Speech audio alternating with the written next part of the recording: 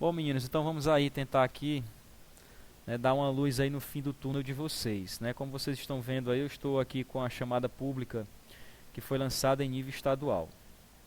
A primeira a gente precisa pensar sobre duas situações. Uma é se vocês já lançaram a chamada pública, é uma coisa, está lançada.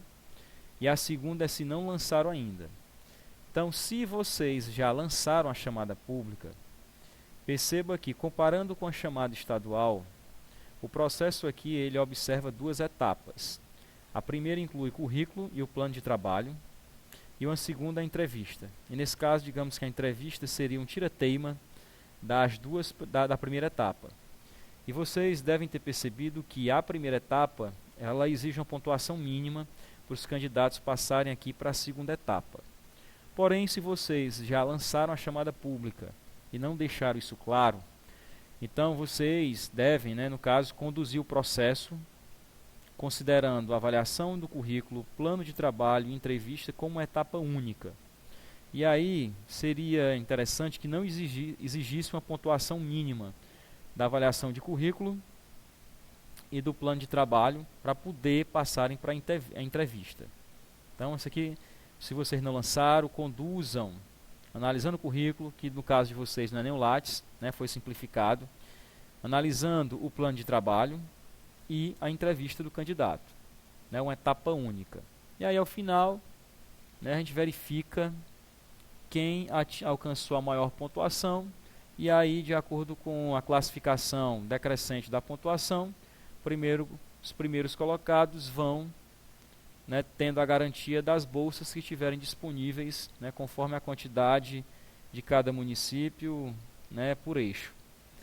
Então, eu acho interessante vocês, em relação ao currículo Lattes, no caso vocês não é o currículo Lattes, é tão somente o currículo.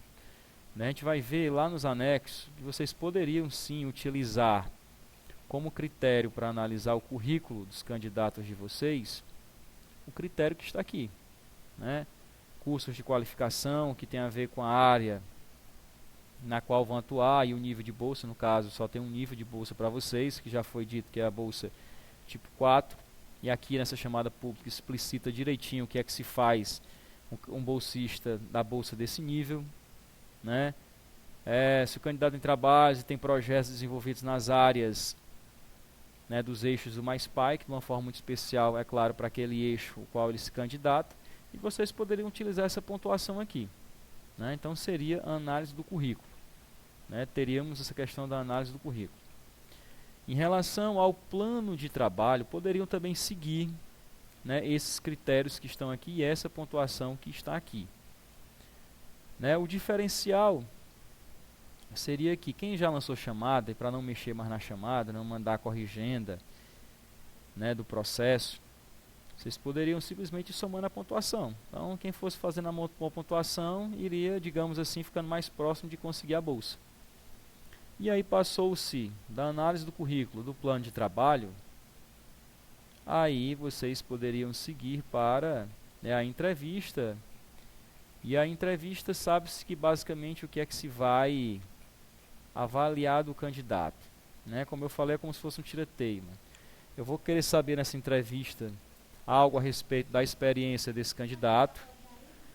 Eu vou querer saber, vou tentar verificar o grau de comprometimento que o candidato tem no cumprimento, na execução das ações contempladas pelo programa. E aí, entrevista a gente já sabe, algo totalmente subjetivo.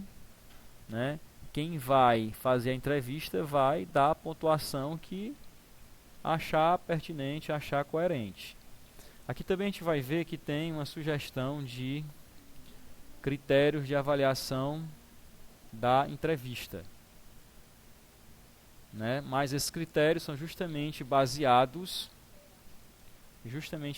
ao que diz aqui, a experiência profissional do candidato. Então, não tem como na entrevista vocês verificarem se o candidato tem experiência que vai agregar ou não para aquilo que ele está se candidatando.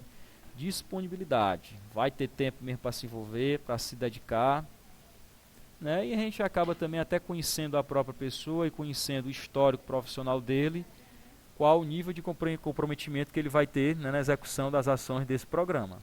Então vocês poderiam utilizar como referência de orientação dessas etapas, por exemplo, esses quadros aqui, né, de pontuações para cada um desses momentos. Agora, como já lançaram a chamada e vocês não vão inserir isso na chamada pública de vocês poderiam usar isso na prática quando for conduzir o processo, estarem de posse desses quadros, utilizarem até essa pontuação e aí, assim, ao final, teriam condição de dizer quais candidatos estariam aptos para assumir bolsa tal, tal, tal.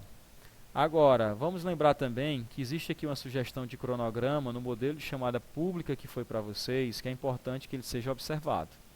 Entendo que existe período de inscrição, existe o período na realização da entrevista,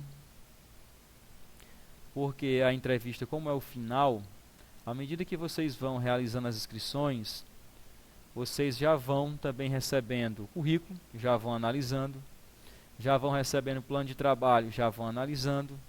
Então, por isso que aqui é dado dias específicos para a entrevista. E não foi dado dias aqui para a análise do plano de trabalho, nem do currículo. Porque aqui já são documentações que eles já vão entregando no ato da inscrição. Então, já vão entregando currículo, entregando plano de trabalho, vocês já vão analisando. A comissão lá já vai analisando. Marca o dia da entrevista. Aí é preciso publicar um resultado oficial. E aí eu vou tratar disso no próximo vídeo aqui.